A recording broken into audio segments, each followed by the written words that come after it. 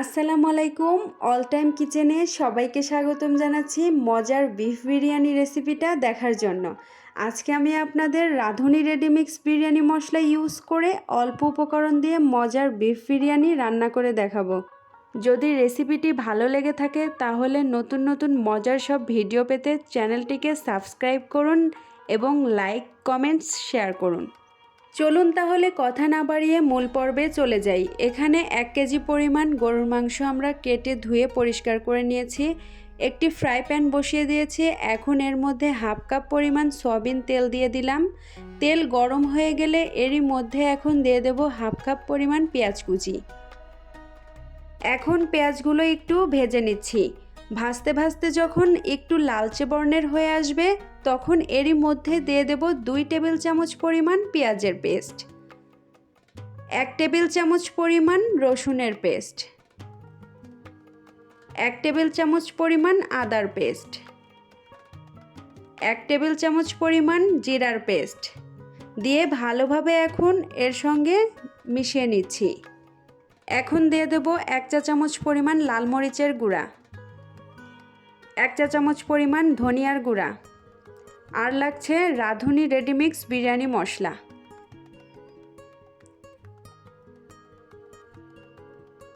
এক কেজি গরুর মাংসের জন্য পুরো প্যাকেটের মশলা দিয়ে দিচ্ছি।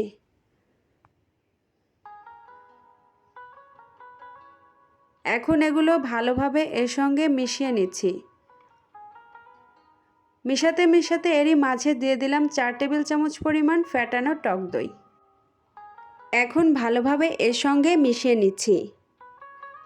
মশলাগুলো ভাজা হয়ে গেলে এখন দিয়ে দিলাম গরুর মাংস।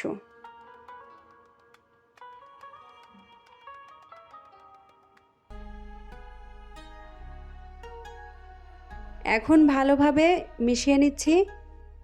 এখন দিয়ে দিলাম স্বাদমতো লবণ। ফার্স্টে আমরা লবণ অ্যাড করে নিই কারণ সাধারণত বিরিয়ানি মশলাতে লবণ থাকে।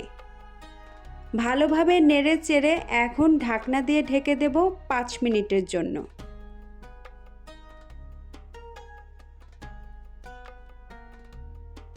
5 মিনিট পর ফিরে এলাম। এখন একটু নেড়ে চেড়ে এরই মধ্যে দিয়ে দিলাম হাফ কাপ পরিমাণ পানি মাংস কষানোর জন্য। এখন নেড়ে চেড়ে ঢাকনা দিয়ে ঢেকে দিচ্ছি আবার 10 মিনিটের জন্য। 10 মিনিট পর ফিরে এলাম। এখন নেড়ে চেড়ে আবার দিয়ে দিচ্ছি 2 কাপ পরিমাণ পানি মাংস সেদ্ধর জন্য। এখন ভালোভাবে নেড়ে চেড়ে ঢাকনা দিয়ে ঢেকে দেব। মাংসগুলো সেদ্ধ হওয়া পর্যন্ত অপেক্ষা করব।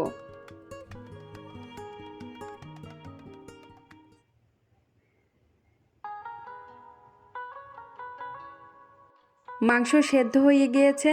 এখন ঝোল শুকিয়ে ভুনা ভুনা করে রান্না করে নেব। মাংস রান্না কমপ্লিট হয়ে গিয়েছে। এখন বিফ বিরিয়ানি রান্না করতে লাগছে পোলার চাল। আপনারা যে কোনো ব্র্যান্ডের পোলার চাল ইউজ করতে পারেন। আমি এখানে প্রাণ চিনি গুঁড়া সুগন্ধি চাল ইউজ করেছি। এখন একটি ফ্রাই প্যানের মধ্যে দিয়ে দিচ্ছি হাফ কাপ পরিমাণ সয়াবিন তেল।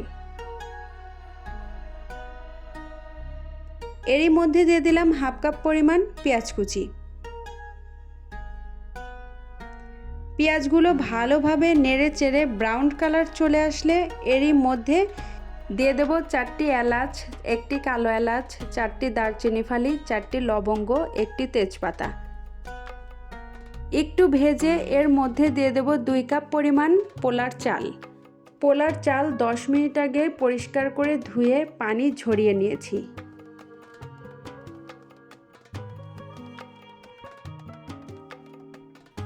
চালগুলো একটু নেড়ে চেড়ে এর মধ্যে দিয়ে দেব 1 টেবিল চামচ পরিমাণ ঘি।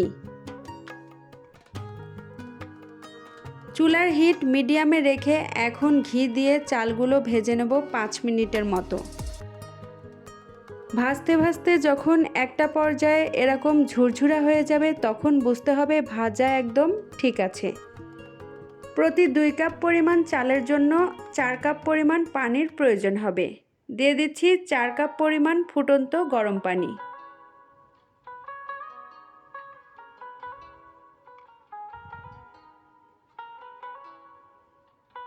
এখন দিয়ে দেব স্বাদ মতো লবণ।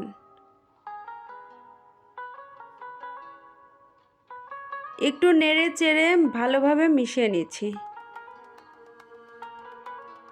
ঢাকনা দিয়ে ঢেকে দিচ্ছি 5 মিনিটের মতো।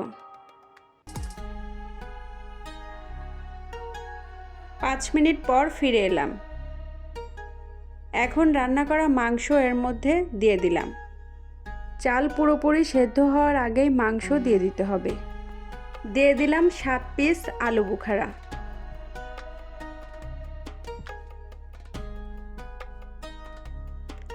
পরিমাণ মতো কিশমিশ। পেঁয়াজের বেরেস্তার সাথে 1 চা চামচ পরিমাণ চিনি মিশিয়ে এরই মধ্যে দিয়ে দিলাম।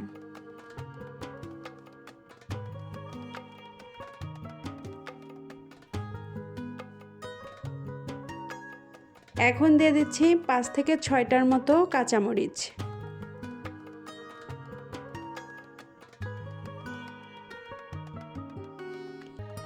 দিয়ে দিচ্ছি 1 চা চামচ পরিমাণ কেওড়া জল।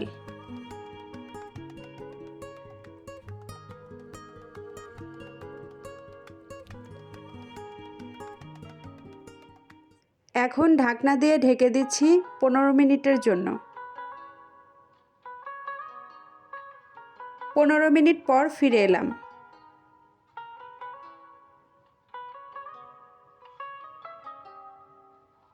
এখন চামচ দিয়ে উল্টে পাল্টে ভালোভাবে এর সঙ্গে মিশিয়ে নিতে হবে। এখন দিয়ে দেব 1 টেবিল চামচ পরিমাণ ঘি।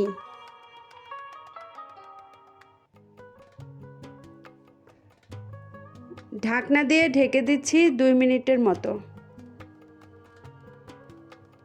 2 মিনিট পর ফিরে এলাম।